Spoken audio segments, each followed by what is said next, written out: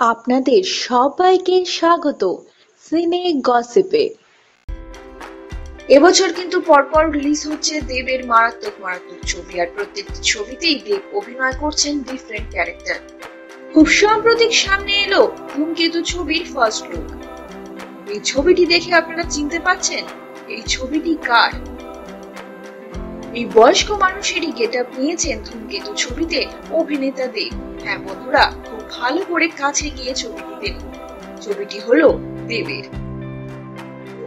বাংলা ছবির জন্য এই প্রথমবার মেকআপের মাধ্যমে দেব হয়েছেন বৃদ্ধ।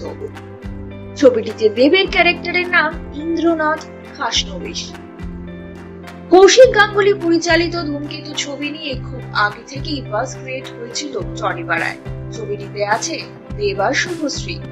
অনেকদিন পর দেব আর শুভশ্রীকে আবার পাওয়া যাবে বড় পর্দায় একসঙ্গে অভিনয় করতে। ছবিটিতেও দেখা যাবে দেব আর শুভশ্রীর প্রেমের গল্প। ছবিটির জন্যই দেব নিয়েছেন একটা এরকম গেটআপ, আর এই গেটআপে কিন্তু দেবকে একদম চেনা যাচ্ছে না। এই লুকে আসার জন্য কিন্তু অভিনেতাকে মেকআপ করতে হয়েছে 4 ঘন্টা। হ্যাঁ বন্ধুরা, প্রত্যেক দিন এই লুকে অভিনয় করতে হলে অভিনেতা 4 ঘন্টা ধরে মেকআপ করেছেন।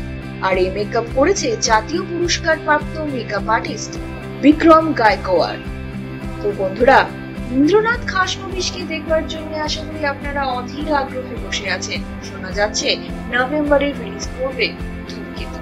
আর কিছুদিন অপেক্ষা করুন, ছবিটির শুটিং কিন্তু শেষ হয়ে গেছে অনেকদিন। নভেম্বরেই বড় পর্দায় আপনারা দেখতে পারবেন দেবকে ইন্দ্রনাথ খাসনবিশের চরিত্রে অভিনয় করতে।